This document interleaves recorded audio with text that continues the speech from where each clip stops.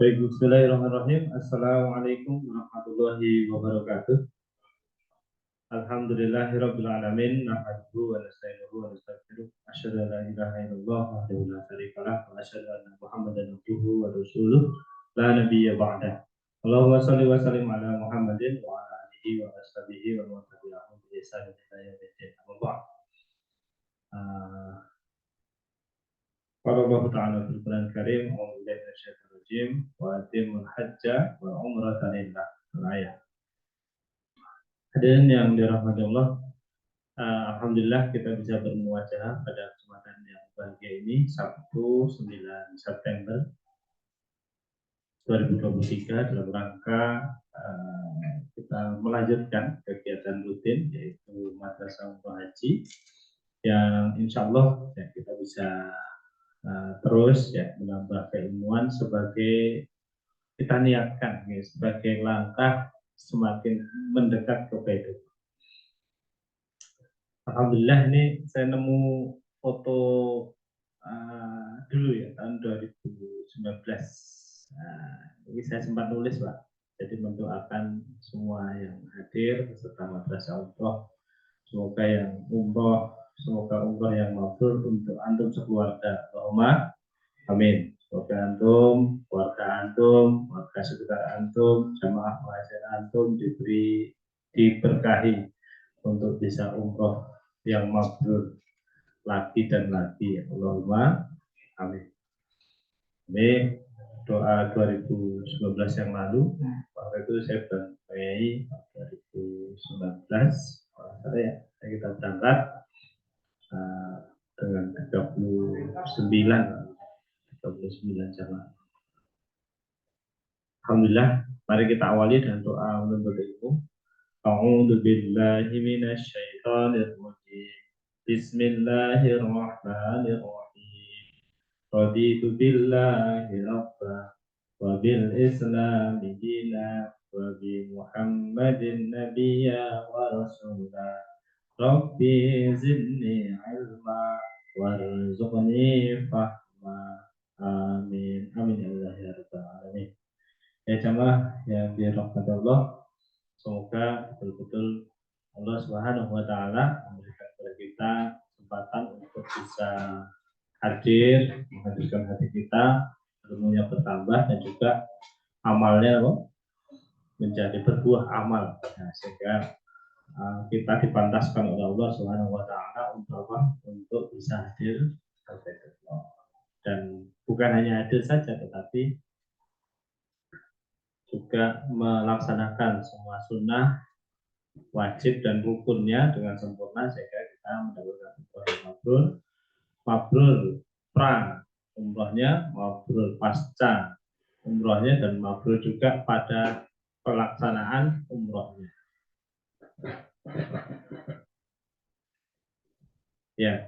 Ya sahabat yang dirahmati Allah, kita awali ya dengan kegiatan ini dengan tadi sudah berdoa, kemudian kali ini kita akan membahas seputar ihram, mikot dan niat. Jadi huson karena ihram itu ya lebih mudah dipraktekkan cara kaitannya langsung dengan cara pemakaiannya. Kemudian kalau mikot itu pengetahuannya. Jadi nanti kita maraton ya dari ihramnya, kemudian mikot, kemudian niat.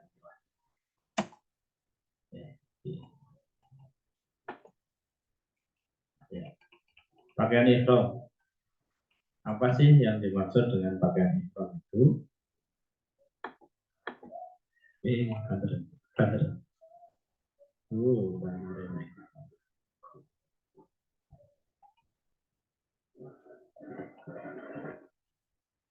Ya. Pakaian ihram adalah keadaan seorang yang telah berniat untuk melaksanakan ibadah haji atau umroh. Nah, mereka yang disebut ihram, mereka yang melakukan ihram disebut dengan muhrim dan jamak muhrimun. Nah, jadi kalau yang hubungan saudara itu namanya mahram. Nah, sing ngagem ihram namanya muhrim. Jadi bukan muhrim. itu berarti sedang tidak ihram. Okay. Kalau yang hubungan darah itu namanya mahram. Dan jamaknya muhrimun. Muhrimun itu nek kata ya tadi. Terus calon jamaah haji dan umroh harus melaksanakannya sebelum dimikot dan diakhiri dengan tahallul. Jadi melepas ihram ini setelah tak dipakai ihram ini dipakai sebelum apa? Sebelum mikot dan diakhiri nanti setelah tahallul. Ya, jadi ada ihram, ada mikot, ada tahallul. Nah, pakaian ihram bagi laki-laki ada 2 lembar. Ya, 2 lembar kain yang tidak berjahit yang dipakai untuk bagian bawah menutup aurat seperti sarung, mudahnya ya. Yang satunya lagi untuk selendang, diselendangkan. Sedangkan pakaian wanita, ihram bagi wanita adalah menutup semua badannya kecuali muka dan telapak tangan, seperti pakaian ketika sholat. Warna pakaian ihram disunahkan putih. Ini nanti saudara-saudara kita dari Maghribi, ya, Maroko, kemudian Ethiopia dan sebagainya, pakaian ihramnya hitam-hitam, Pak. Nah, jadi itu juga menjadi warna khasnya ya masing-masing negara. Keutamaan ihram. Ihram adalah ketaatan kepada Allah, kesederhanaan dan persaudaraan. Dia juga memakai pakaian ihram yang serupa tanpa perbedaan kelas sosial. Kalau kita sudah memakai kain ihram itu betul kita Pak, sing sugih, sing larat, sing sing enom kalau sing tua tetap kita. Kalau yang lain-lainnya kelas sosial, kekayaan, status itu enggak kelihatan. Semuanya sama di hadapan Allah. Bekal kita hanya kain 2 lembar kain, yang satu sudah dipakai sarung, yang satunya selendang. Nek putri kan tinggi, pakai baju tertutup semuanya. Oke. Terus apa sih kenapa kita berihram? Karena ihram itu adalah momentum untuk mensucikan diri. Pada saat kita memakai pakaian ihram itu ya saatnya kita muhasabah bahwa kita itu ya diharuskan menjauhi hal-hal yang diharapkan dan berkonsentrasi pada ibadah. Selain bekalnya ibadah hanya 2 lembar kain itu, ya selain itu ya sudah selesai, ya semuanya disimpan. Kenapa? Karena kita akan menghadap Allah Subhanahu wa taala yang maha suci. Nah, itu perlu kita latih gitu ya, bagaimana kondisi berihram ini menjadi sangat penting bagi kita ketika itu. Dan juga kesempatan ya, ini 2 lembar kain ihram ini cukup untuk kafan kita, Pak. Nah, gitu. Artinya kalau makanya ada beberapa jamaah haji ya yang sudah untuk datang suci, ihramnya disimpan nanti untuk kafannya, gitu ya. Kenapa? Karena ada beberapa yang meyakini kain kafan, kain ihram yang sudah dibawa untuk dipakai untuk tawaf itu akan menjadi syafaat, membela kita bahwa dengan kain itu pernah dilakukan amal soleh, yaitu tawaf di hadapan Allah Subhanahu wa taala yang pahalanya setara dengan 100.000 kali sholat. Nah, ini Masya Allah ya. Nah, ini momentum ya kita memakai pakaian ihram itu ya. Dan ketika kita memakai pakaian ihram, hadirin yang dirahmati Allah, artinya kita siap sedang menyiapkan diri untuk menerima ampunan dari Allah Subhanahu wa taala. Karena orang yang umroh maupun haji ya memakai ihram tentu akan umroh maupun haji. Nah, itu maka al umrotu ilal umroti kafaratu ma bainahum. Wal hajru mabruru laisa jazaa'u ilal jannah. Orang yang umroh satu, umroh berikutnya adalah menghapus dosa-dosa di antara keduanya. Wal hajru mabruru, dan haji yang mabrur tidak ada pahala baginya kecuali surga. Nah, ini penting ya untuk kita kita pahami bahwa memakai pakaian ihram itu juga sama gitu ya dengan ini kita sedang menyiapkan diri untuk diampuni dosa-dosanya oleh Allah Subhanahu wa taala. Yang berikutnya fokus pada ibadah. Di antara ibadah itu adalah doa. Ketika kita sudah memakai pakaian ihram, maka ya itulah fokus amaliyah yang harus kita lakukan ketika kita memakai pakaian ihram.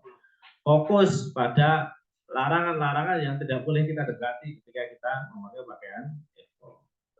Ketika pakai ihram misalnya nggak boleh potong kuku, nggak boleh cabut rambut, ya, nggak boleh potong rambut, nggak boleh potong kuku, nggak boleh membunuh binatang, tidak boleh berburu, tidak boleh apalagi menebang pohon, tidak boleh berjima, ya. Rofat itu berkata-kata mesum, ya. Meskipun pada pasangannya tidak boleh ngerasani, ya. Nah, tidak boleh jidal, tidak boleh jidal, ya. Tidak boleh jidal itu artinya berdebat dan fasik, berbuat dosa. Nah itu di luar itu yang aturan-aturan yang khusus, termasuk tidak boleh memakai wewangian ketika sudah memakai kain ihram. Jadi kalau misalnya kita perlu pakai fresh care dulu, ya, itu kan aroma khas, ya. Nah, terutama kalau jamaah kita banyak yang lansia, ya. Nah itu malah parfumnya ini nonton nih Pak, Remason, PPU, fresh care. Jadi parfum ini malah parfum, masya Allah, ya. Itu juga ada yang menyiasati dengan beli yang non aroma, padahal keunggulan dari minyak-minyak itu ya di aromanya gitu. Ketika pakai non aroma menganget itu ya jadi kurang mandi gitu. Nah itu makanya sebelum ihram. Nah, ini pas sudah ihram belum boleh dulu mas. Terus mandi biasanya mandi juga ada ya. Mandi itu boleh pak. Jadi nanti dari Mekah ke Madinah kan 6 jam bis ya, tentu ya kesel-keselnya terus mandi. Nah, habis mandi itu rawan katoan pak. Nah, padahal kalau pakai kain ihram kan hanya 2 lembar kain. Nah, ini juga menjadi perhatian kita ya, bagaimana supaya kita kemudian tidak tergoda untuk melakukan larangan-larangan ihram.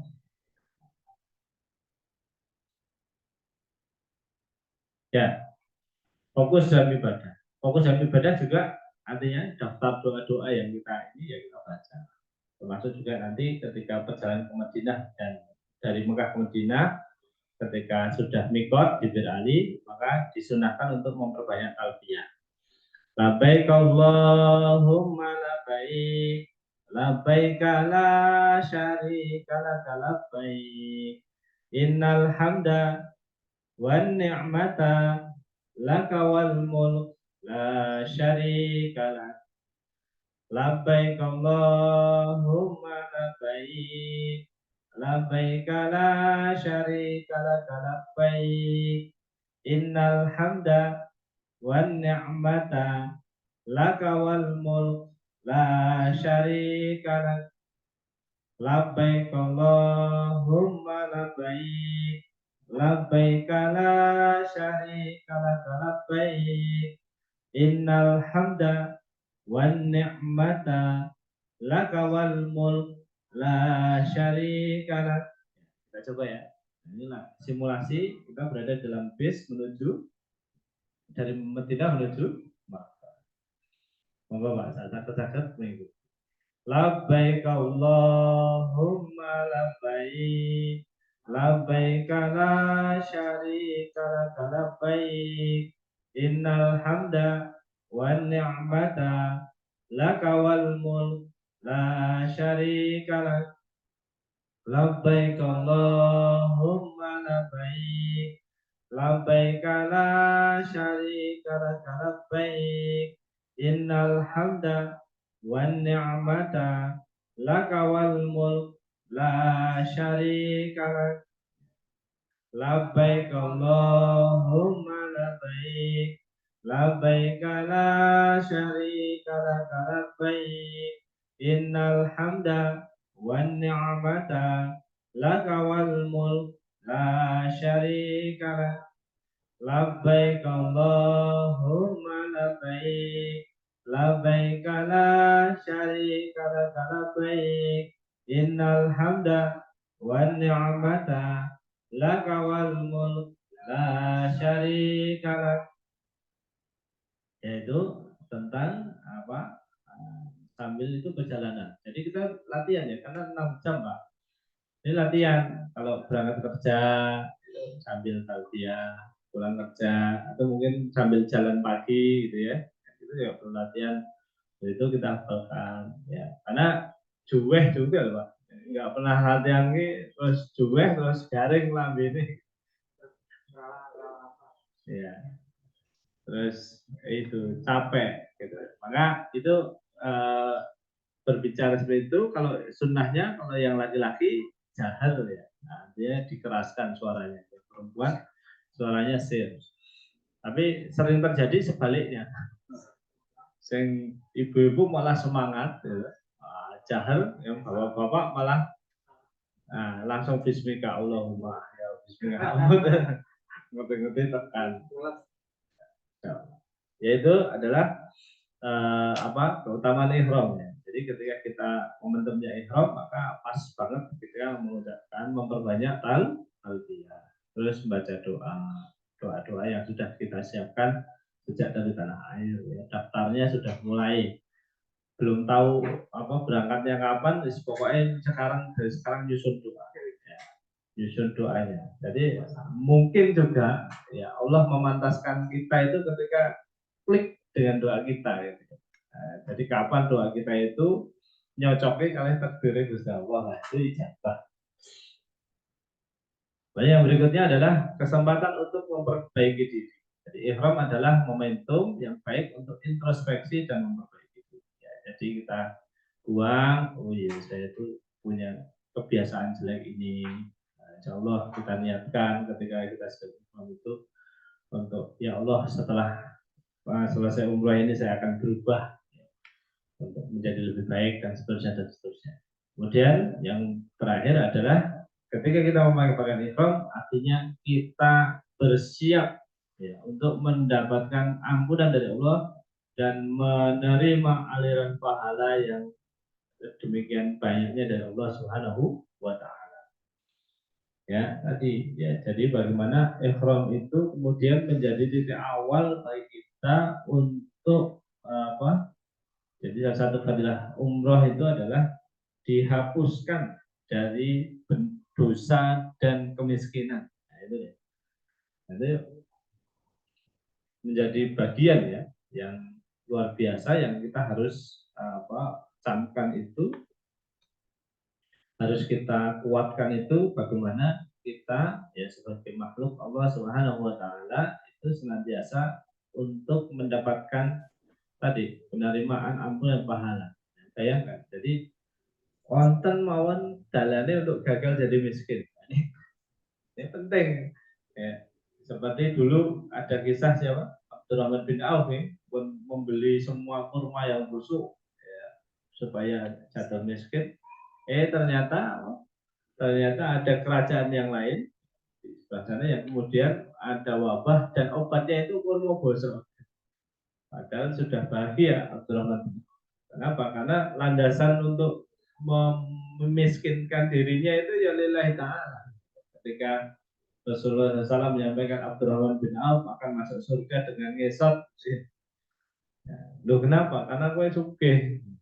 Nah, maka kemudian beliau berusaha itu membuat spekulasi dengan perdagangan yang barangkali menurut akal sehat kita merugi. Ternyata Allah Subhanahu wa taala sudah menyiapkan skenario berikutnya sehingga beliau tetap menjadi orang kaya. Ini adalah jalan. Jadi umroh dan haji itu adalah jalan bagaimana ketika terlebih ketika kita sudah ihram, yaitu ibadah yang sangat dianugerahai oleh Allah Subhanahu wa taala. Juga ketika kita punya setelah umroh, setelah menyelesaikan ibadah umroh, misalnya kita punya godaan, pasti kita akan diuji dengan godaan-godaan yang berat untuk berbuat dosa. Dan itu ada aja cara gagal ini. Ketika ada terbesit maksiat, itu sibuk apa dan sibuk. Ketika ada terbesit untuk berbuat dosa, sibuk apa jadi enggak bisa juga. Nah, itu menjadi poin yang penting dalam upaya untuk upaya untuk kita ketika sudah berihram, maka ya kita hubungannya sudah sangat dekat dengan Allah Subhanahu wa Ta'ala. Hal-hal yang dianjurkan sebelum berihram, ya, nah ini penting. Okay. Hal-hal yang sangat dianjurkan sebelum berihram, yang pertama mandi junub. Nah ini mandi junub itu juga boleh sebelum mandi ya junub dulu, kalau bersama pasangan boleh.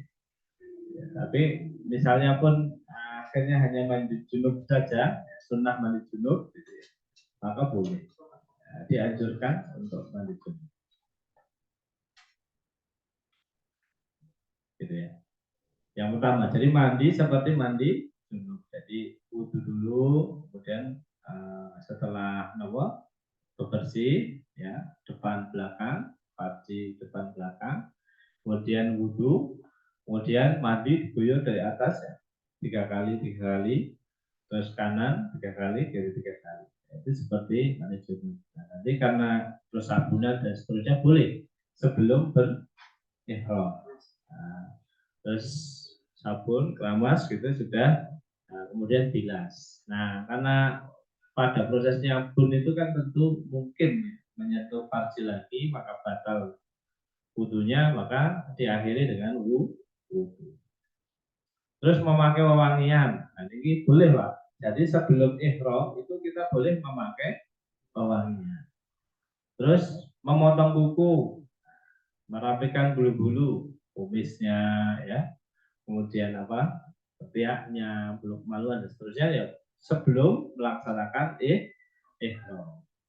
Kenapa? Karena kalau sudah ihram itu tidak boleh lagi memakai wewangian, tidak boleh lagi potong kuku, tidak boleh merapikan bulu. Bahkan jungkatan, gobloki rambut aja sudah pelanggaran gitu.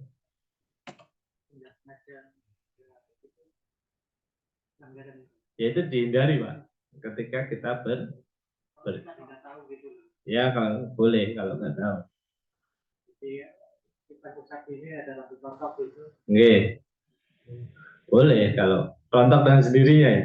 Jadi kalau sengaja nyabuti umpan, akhirnya nggak boleh, motong rambut juga nggak boleh.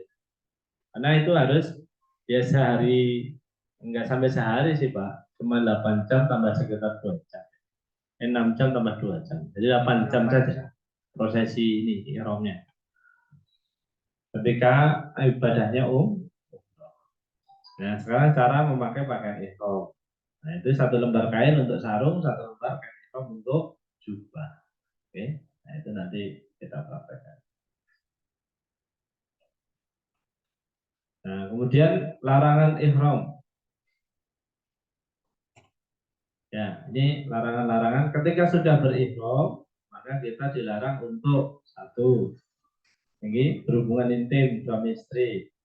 Sebelum ihram boleh, ya. Tapi sesudah, ketika memakai pakaian ihram, ya, dalam rangka umroh maupun haji, maka sudah tidak boleh. Terus menikah,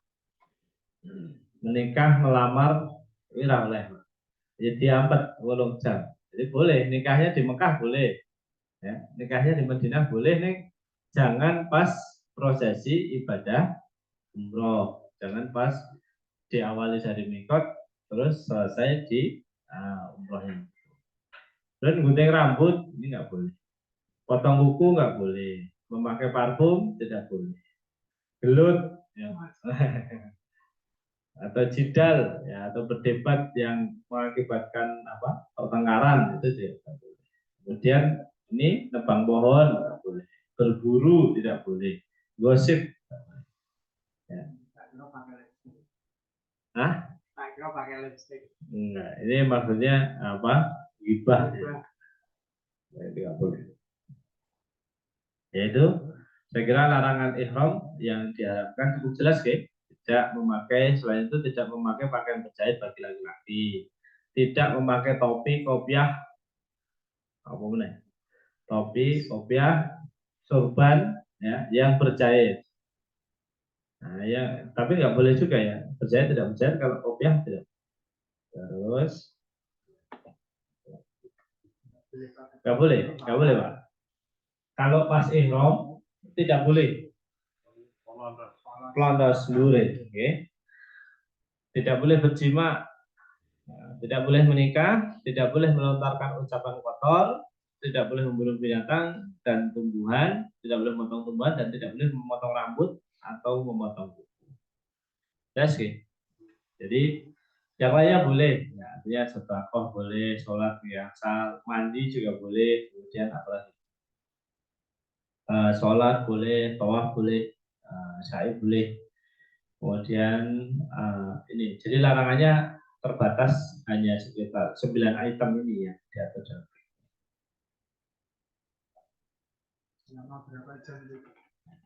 Ya kalau kita dari Madinah itu 6 jam perjalanan tambah 2 jam prosesi ibadah tawaf sama sa'i. Kurang lebih. Nanti kalau umroh kedua,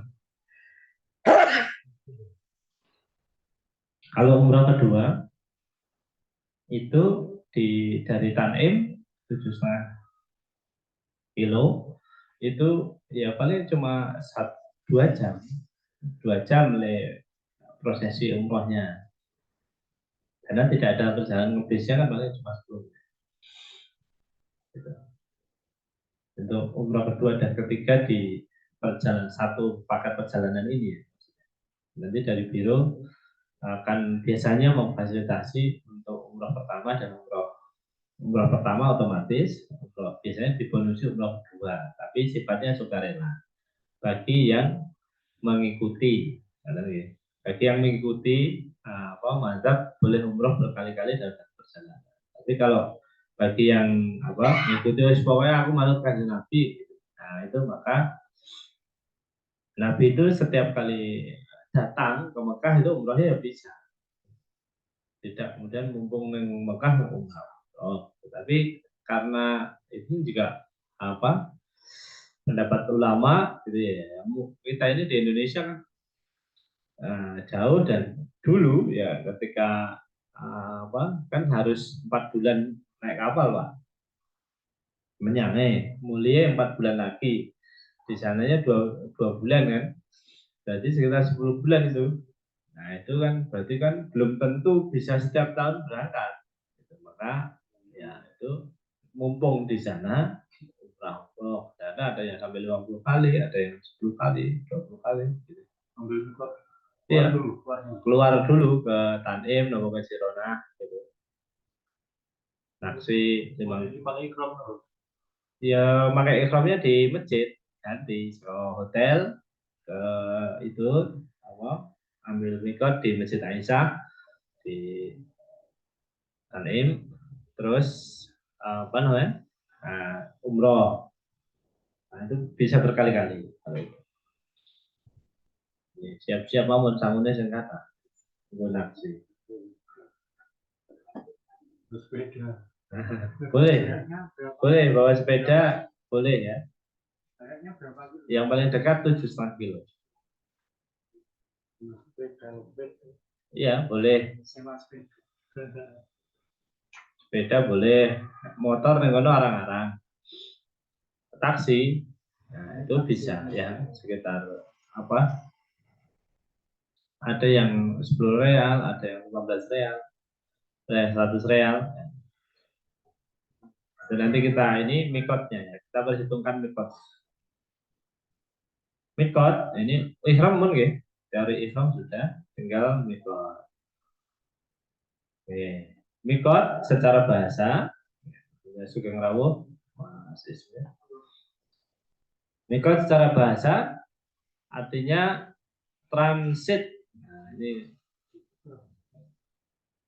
transit nih, bukan mikot atau tempat yang sudah ditetapkan adalah batas waktu dan tempat bagi dimulainya ibadah haji dan batas-batas yang ditetapkan. Apabila melintasi mikot, seseorang yang akan memulai ibadah haji perlu mengenakan kain ihram dan berniat untuk melakukan ibadah haji. Nah, umroh ya, berniat untuk melakukan ibadah. Nah, mikot dilaksanakan berdasarkan waktu, disebut mikot zamani. Sedangkan mikot yang dilaksanakan berdasarkan tempat disebut mikot makan. Nah, waktu itu mengikatnya apa? Ya kalau kita ibadah haji. Oke, itu kan mikotnya pakai waktu ya tanggal 8 Zulhijjah. Ambil mikot untuk melaksanakan apa? Rangkaian ibadah haji. Atau tanggal 9 Zulhijjah. Nah, ini pilihan fikihnya. Memakai ambil mikot. Tapi kalau umroh ya kecuali di musim haji, nah, ini umroh. Jadi berdasarkan waktu ada dua tempat ya yang membedakan kita dengan apa itu kita dengan ibadah haji, umroh dan ibadah haji. Berkaitan dengan waktu. Yang berikutnya mikot yang dilaksanakan berdasarkan tempat disebut mikot makani. Jadi makani itu tidak memberi makan ya. Ini bahasa Arab ya. Nah, ini makan itu artinya berdasarkan tempat. Ada 5 mikot yang diterapkan dengan 4 oleh Nabi Muhammad SAW, 1 dari Umar bin Khattab, Khulafaur Rasyidin. Untuk menambahkan dan untuk memenuhi jamaah haji dari Irak. Ya, karena di masa Umar, Irak sudah dibebaskan atau ditaklukkan, ya, diislamkan. Ini mikot yang dari Indonesia yang saya tulisi biru nih, hijau. Okay. Jadi, oh ini rangka delta. Kelihatan nggak ya? Mikotnya. Yang pertama, mikot dari Indonesia itu di Yalamlam. Ya. Di Yalamlam itu kalau kita biasanya jamaah haji berangkat dari Solo sudah pakai pakaian ihram. Nanti di atas pesawat diingatkan, ya, bahwa selamat siang atau selamat pagi para penumpang pesawat Boeing sekian sekian sekian, kita segera akan melewati di atas Yalamlam. Untuk itu bagi para jamaah yang akan melaksanakan umroh, kami persilahkan untuk mengenakan kain ihram dan mengambil niat untuk umroh. Terus itu mikot di Yalamlam, di atas Yalamlam. Nah, ini mikot yang apa? Yang diinisiasi oleh Umar bin Khattab itu ada Datu Irak ya. Khusus untuk penduduk dari arah Irak itu dekat Asail Al-Kafir, sekitar 110 km dari Mekah. Nah, yang lazim ya kita mikot dari Madinah ya, di Masjid Dzul Hulaifah ya, atau Masjid Bir Ali gitu lebih dikenalnya. Nah, ini yang paling top. Nah, kemudian pemerintah Indonesia juga sempat ya atau juga memberlakukan mikot dari Jeddah gitu ya, dengan pertimbangan dan persetujuan dari Mufti Saudi Arabia ya, dengan mengambil inisiasi dari apa lagi Umar bin Khattab yang ternyata boleh ya, asal syaratnya melebihi sekitar 80 kilo ini. Ini kan mikot yang paling apa dari penduduk non Mekah ya. Dari non Mekah itu kan minimal Qarnul Manazil ini ya 82 kilo ini ya, maka Jeddah itu memenuhi syarat ya bagi tim ya dulu tim haji dan umroh di Kemenang memenuhi syarat untuk bisa menjadi mikot yang baru karena memang masuknya ke Mekah itu maksudnya dari mana? Dari Jeddah waktu itu ya. Nah itu. Nah itu ya dulu sempat ramai ya, ya namanya apa usulan yang baru tidak pertimbangan fikih dan seterusnya. Nah, ini sebenarnya memungkinkan karena ini ada mikot baru yang diusulkan oleh Khotob yang jaraknya adalah apa 110 km ya. Nah ini ya tentu saja pilihannya ketika kita turun di Jeddah mikotnya di Yalamlam atau di Jeddah gitu ya. Nah itu tapi itu ya debatable. Alhamdulillah sekarang sudah bisa diatur Jadi pesawat itu kita berangkatnya sekarang landingnya untuk jamaah haji itu landingnya di Medina. Jadi tetap mikotnya Birali. Jadi layannya Solo, Garudanya Solo Medina. Jadi pulangnya baru nanti dari Jeddah. Jadi itu mengurangi bias apa itu khilafiyahnya. Gitu. Tapi ya alhamdulillah gitu ya. Artinya perkembangan zaman dan seterusnya. Nah, dulu bandaranya baru Jeddah tok. Sekarang ada bandara Madinah. Sehingga ya win-win solusinya terjadi. Kita lanjutkan. Nah, mikot bagi mukimin Mekah. Nah, jadi nanti kalau kita umroh yang pertama itu kan dari Madinah, okay?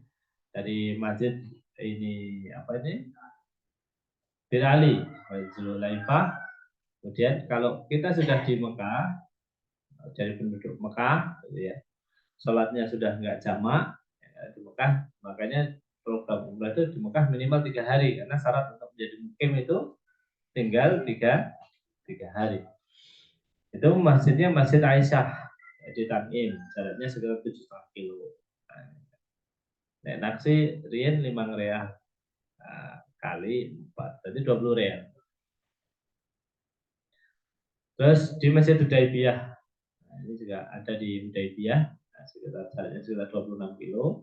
Dan di Masjid Jironah, nah, di Jironah ini sekitar 24 kilo. Nah ini biasanya nanti entah di Tanim atau entah di Jironah, biasanya yang favorit di dua masjid itu, ya karena itu rangkaiannya dengan City Tour.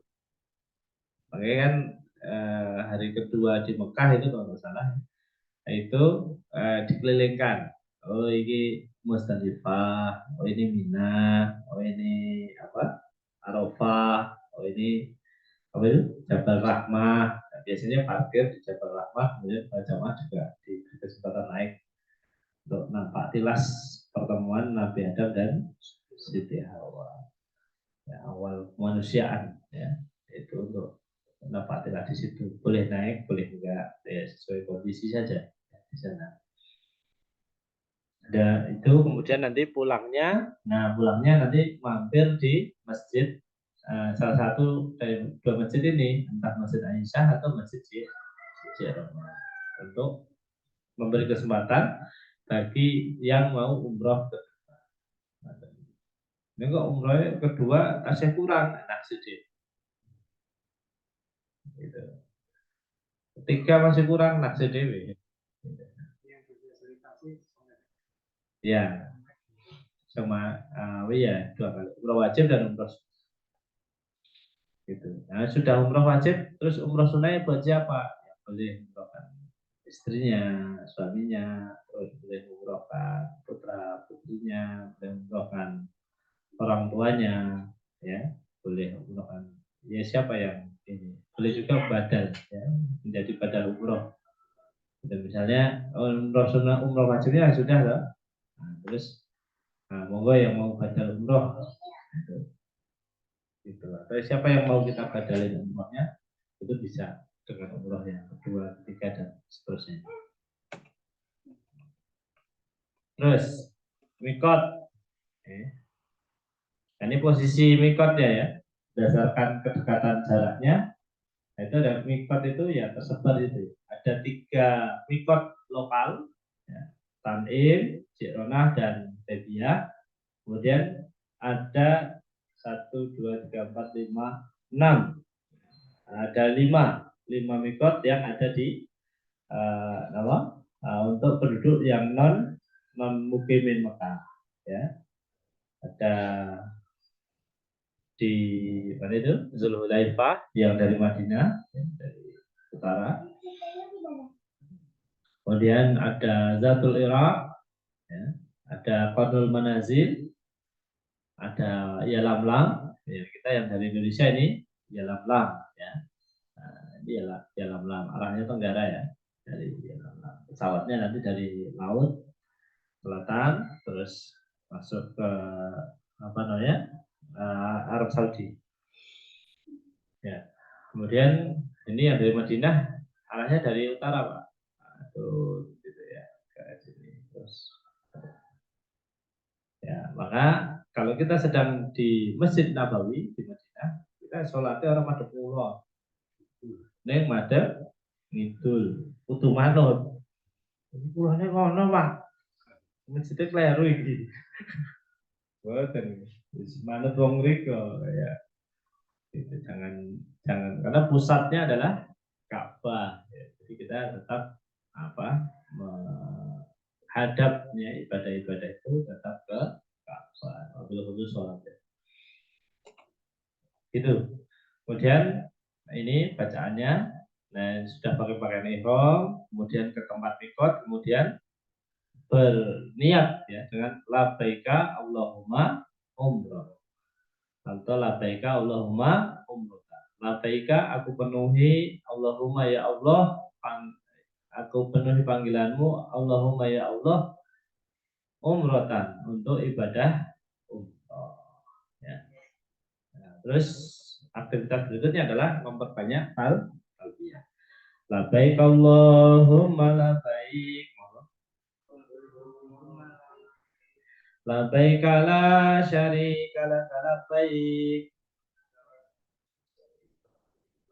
Innal hamda wan ni'mata laka wal mulk la syarika lak. Labbaik Allahumma labbaik. Labbaik la syarika lak labbaik.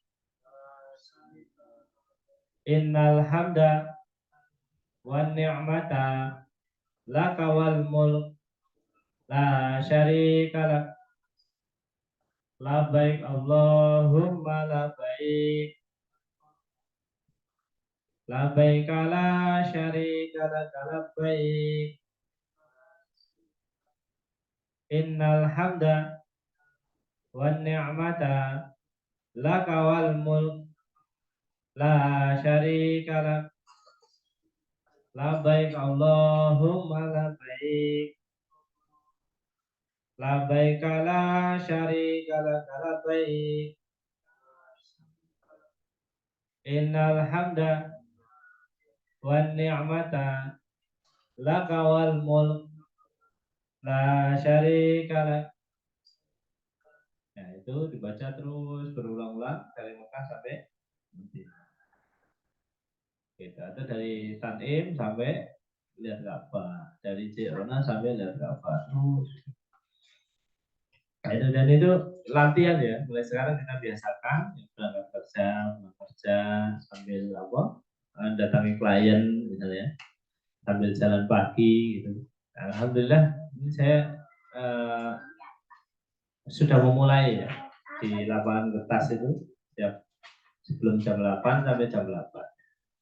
Perhadapan mulai terus jam 8 kurang sedikit itu muter 5 kali putaran lapangan Pak Supri sambil ngapalin doa-doanya ya. Kalau kita lagi ini ya awalnya saat putaran itu talbiyah ini, kemudian doa apa? Setelah talbiyah kemudian ada doa apa? Isya'i, terus doa ketika tawaf ya, terus gitu. Kita baca terus.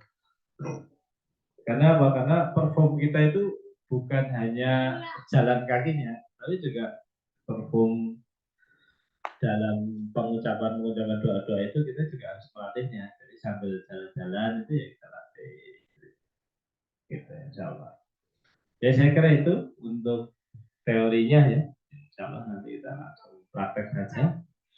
Untuk yang menyimak secara online atau nuwun dan kita cukupkan dulu ya dengan doa penutup majlis. Subhanakallahumma wa bihamdika asyhadu an la ilaha illa anta astaghfiruka wa atubu ilaik. Wassalamualaikum warahmatullahi wabarakatuh. Waalaikumsalam warahmatullahi wabarakatuh.